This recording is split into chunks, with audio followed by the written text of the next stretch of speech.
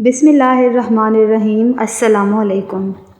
حضرت خدیجہ رضی اللہ تعالیٰ عنہا نے آپ کو واپس اس لیے بھیجا کہ وہ دیکھنا چاہتی تھیں کہ تھوڑی دیر پہلے جو بدلی آپ پر سایہ کیے ہوئی تھی، کیا اب بھی وہ بدلی آپ پر سایہ کرتی ہے یا وہ صرف ایک اتفاق تھا۔ آپ واپس روانہ ہوئے تو حضرت خدیجہ رضی اللہ تعالیٰ عنہا چھت پر چڑھ گئیں۔ انہوں نے دیکھا کہ وہ بدلی اب بھی آپ پر سایہ کیے ہوئے تھے اور اسی شان سے چلے جا رہے تھے جس شان سے تشریف لائے تھے۔ کچھ دیر بعد آپ صلی اللہ علیہ وآلہ وسلم میسرہ کے ساتھ واپس تشریف لائے۔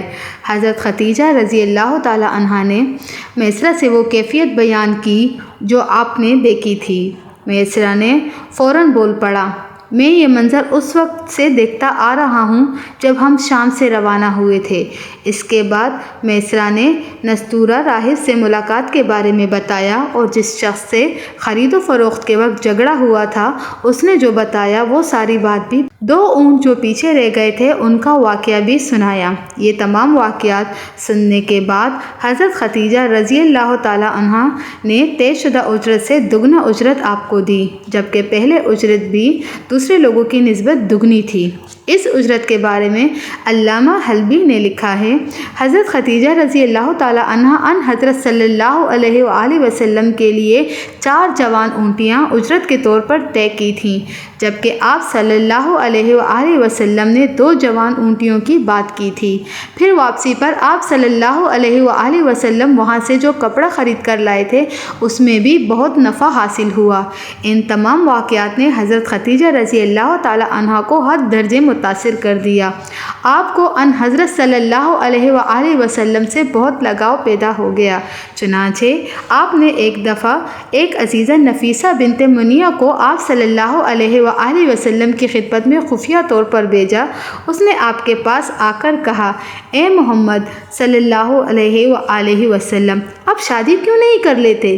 جواب میں آپ صلی اللہ علیہ وآلہ وسلم نے فرمایا، بھلا میرے پاس کیا ہے کہ شادی کر سکوں؟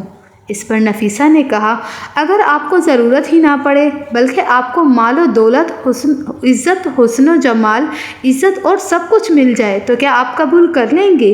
نفیسہ کی بات کا مطلب یہ تھا کہ اگر ایسی کوئی خاتون جس میں شرافت، پاک بازی، تمام خوبیاں موجود ہو اور مال و دولت بھی جس کے پاس ہو اور وہ خود آپ کو نکاح کی دعوت دے تو کیا آپ مان لیں گے؟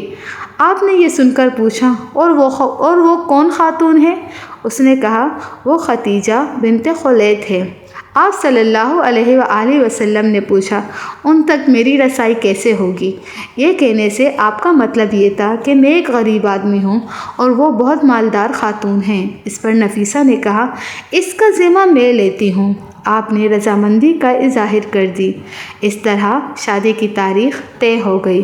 مقررہ تاریخ پر قبیلے کے رئیس، مکہ معظمہ کے شرفاء اور امراء جمع ہوئے۔ حضرت خدیجہ رضی اللہ تعالیٰ عنہا کی طرف سے ان کے چچا عمرو بن اسد وکیل تھے۔ آپ صلی اللہ علیہ وآلہ وسلم کی طرف سے آپ کے چچا ابو طالب وکیل تھے۔ اس طرح آپ صلی اللہ علیہ وآلہ وسلم کی حضرت خدیجہ رضی اللہ تعالیٰ عنہا سے شادی انجام پائی۔ یہ ان حضرت صلی اللہ علیہ وآلہ وسلم کی پہلی شادی مبارک تھی۔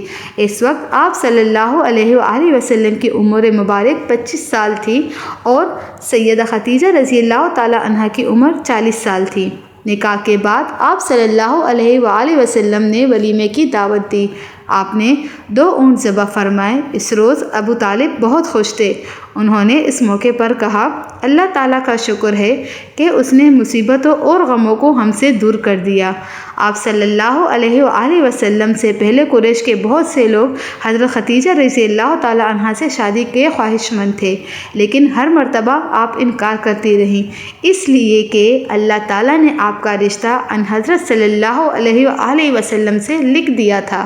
شادی کے بعد حضرت خدیجہ رضی اللہ تعالیٰ عنہا نے ساری دولت آپ کے قدموں میں ڈھیر کر دی، آپ کو اس کا مالک بنا دیا اور خود آپ صلی اللہ علیہ وآلہ وسلم کی خدمت میں دن رات لگی رہنے لگیں۔ آپ صلی اللہ علیہ وآلہ وسلم کی عمر 40 سال کے قریب پہنچ رہی تھی۔ اعلان نبوت قریب آ رہا تھا۔ آپ کا وقت زیادہ تر تنہائی میں بسر ہونے لگا۔ پھر آپ غار حرا میں جانے لگے۔ تنہائی میں آپ کو ایک آواز سنائی دیتی، اے محمد، اے محمد، اور کبھی ایک نور نظر آتا۔ یہ نور آپ کو جاگنے کی حالت میں نظر آتا۔ آپ خوف سا بھی محسوس کرتے اور فرماتے، مجھے ڈر ہے کہ اس صورتحال کے پیش نظر کوئی بات پیش نہ آ جائے۔ آپ کی اس بات کے جواب میں حضرت خدیجہ رضی اللہ تعالیٰ عنہا آپ سے فرماتی، ہرگز نہیں، اے میرے چچا کے بیٹے، اللہ تعالیٰ آپ کے ساتھ ایسا کچھ نہیں کریں گے، کیونکہ خدا کی قسم آپ امانت دار ہیں، رشتہ داروں کی خبرگیری کرنے والے ہیں اور ہمیشہ سچ کہنے والے ہیں۔ ان دونوں آپ کو تنہائی محبوب ہو گئی تھی۔ تنہائی کے لیے آپ غار حرا میں چلے جاتے تھے۔ جب کھانے کی چیز ختم ہو جاتی تو آپ واپس حضرت خدیجہ رضی اللہ تعالیٰ عنہا کے پاس آ جاتے، کھانا کھا لیتے، پھر غار حرا میں تشریف لے جاتے۔ غار حرا سے واپس آئے تو آپ خانہ کعبہ میں تشریف لے جاتے، طواف کرتے، پھر گھر تشریف لے۔ آخر وہ رات آ گئی جب آپ کو نبوت اور رسالت ملنے والی تھی۔ آپ صلی اللہ علیہ وآلہ وسلم فرماتے ہیں،